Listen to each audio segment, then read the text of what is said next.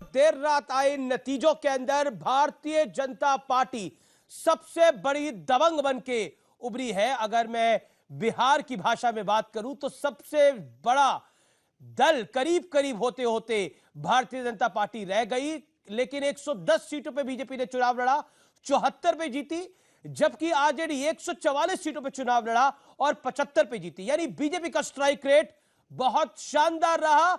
और मेरे साथ इस समय मौजूद हैं बिहार चुनावों में बीजेपी की अगुवाई करने वाले बीजेपी के प्रभारी महाराष्ट्र के पूर्व मुख्यमंत्री देवेंद्र फडणवीस।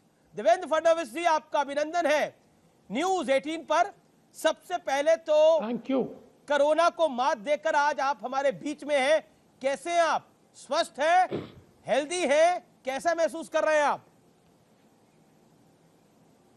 जी, मैं बिल्कुल स्वस्थ हूँ और मेरे लिए आज का दिन दुगनी बधाई वाला दिन है, क्योंकि एक और आज ही मेरा टेस्ट भी निगेटिव आया है कोरोना का जी। और दूसरी ओर बिहार का इतना अच्छा रिजल्ट आया है, तो मुझे लगता है कि इसके चलते मैं बिल्कुल स्वस्थ हूँ और बिहार के रिजल्ट ने तो मेरा स्वास्थ्य और सुधार दिया है। जी, मतलब बिहार ने आपको कोविड में कहते हैं ऑक्सीजन लेवल कम हो जाता है, यानी आप में ऊर्जा और ऑक्सीजन दोनों को बहुत ज्यादा बढ़ा दिया, ये कहना चाहिए मुझे लगता है। जी जी, बिल्कुल बिल्कुल। जी, चलिए अब नतीजों पर आते हैं। बिहार के नतीजों में पूरा दिन ऊपर नीचे रहा। मैं खुद कल रात करीब करीब 2 बजे तक जागा रहा जब तक पूरे नतीजे आए, और आखिर में भारतीय जनता पार्टी सबसे बड़ी दबंग बन के निकली इन चुनावों के अंदर। जेडीयू थोड़ा पिछड़ गया, लेकिन बीजेपी ने दिखाया कि वो अपने दम पर जेडीयू को बचा लाई, एनडीए को बचा लाई। क्या कहना चाहते हैं इस जीत पर? देखिए, ये जो चुनाव है, ये आदरणीय प्रधानमंत्री नरेंद्र मोदी जी ने पूरे देश में, बिहार सहित पूरे देश में विश्वास की जो एक लहर पैदा की है, उसका ये चुनाव था।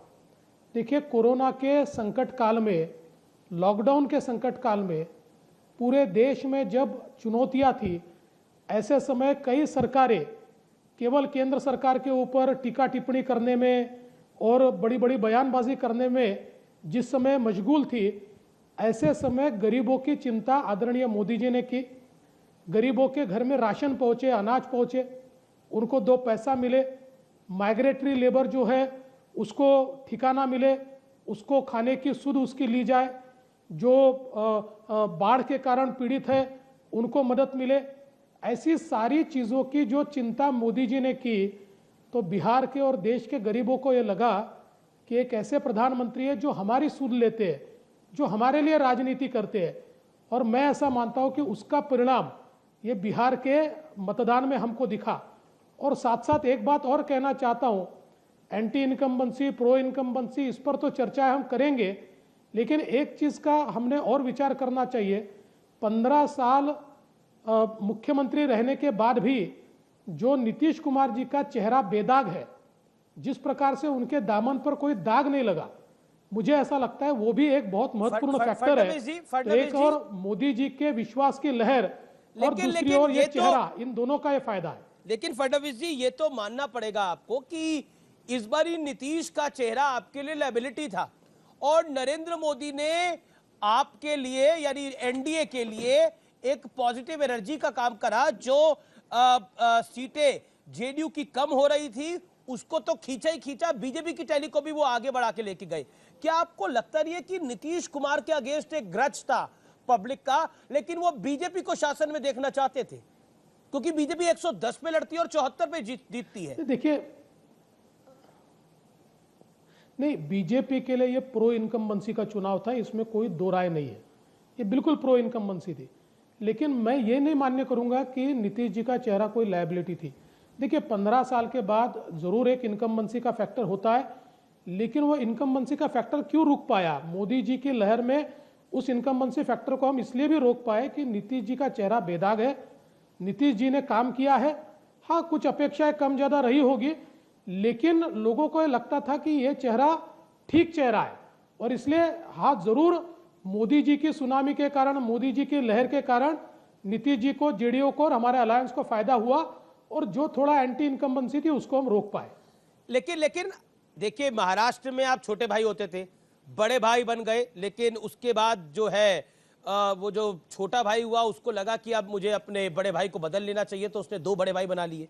लेकिन बिहार के अंदर अब आप बड़े भाई हैं, बीजेपी 74 सीटों के साथ बड़ा भाई है, और कई आपके नेता जो रीजनल जो वहां पर नेता है, एससी मोर्चे के अध्यक्ष हो या फिर आपके केंद्रीय मंत्री अश्विनी चौबे हो, वो डायरेक्टली इनडायरेक्टली कह रहे हैं कि अब तो सीएम हमारा होना चाहिए। अश्विनी चौबे ने कहा कि नीतीश जी हर पिच पर बैटिंग कर सकते हैं, यानी वो केंद्र की पिच पर भी बैटिंग कर सकते हैं बतौर बिहार प्रभारी।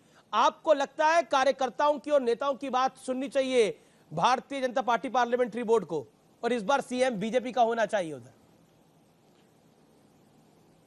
देखिए, भारतीय जनता पार्टी में हमारे शीर्षस्थ नेता आदरणीय नरेंद्र मोदी जी है।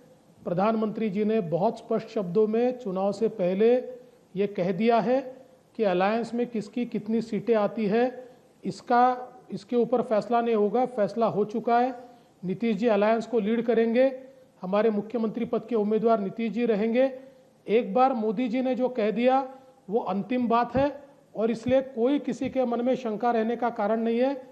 आदरणीय प्रधानमंत्री जी ने जो कहा है उसी के अनुसार नीतीश जी ही हमारे अलायंस के उम्मीदवार रहेंगे।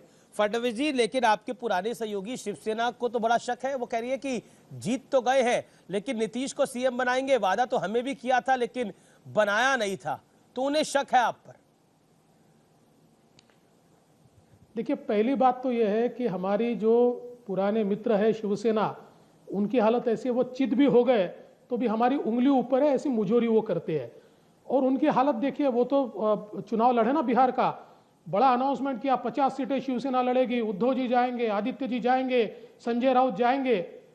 23 सीटें लड़े, 23 जगह जमानत जब्त हो गई, नोटा जितने भी वोट उनको नहीं मिले। 0.05% वोट आई है। देखिए, महाराष्ट्र में उन्होंने महाराष्ट्र में उन्होंने रिकॉर्ड बनाया, शिवसेना ने एक रिकॉर्ड बनाया। फडणवीस जी, शिवसेना ने एक रिकॉर्ड बनाया, जो कल तक रिकॉर्ड आम आदमी पार्टी के पास था, वो उनके खाते में आ गया है। वो रिकॉर्ड है, वो रिकॉर्ड बनाया है, they made a record। मैं आपका एक और जवाब देना चाहता हूं जी। महाराष्ट्र में उद्धव जी के सामने प्रधानमंत्री जी ने घोषणा की थी कि बीजेपी का सीएम बनेगा, देवेंद्र फडणवीस सीएम बनेंगे। प्रधानमंत्री जी की घोषणा थी जिसको उन्होंने कभी नकारा नहीं था। इसलिए महाराष्ट्र में विश्वासघात हमने नहीं किया। महाराष्ट्र में विश्वासघात सत्ता के लिए अगर किसी ने किया तो वो शिवसेना ने किया। सत्ता के लिए उन्होंने हमको छोड़ा, वो दूसरे 2 लोगों के साथ गए।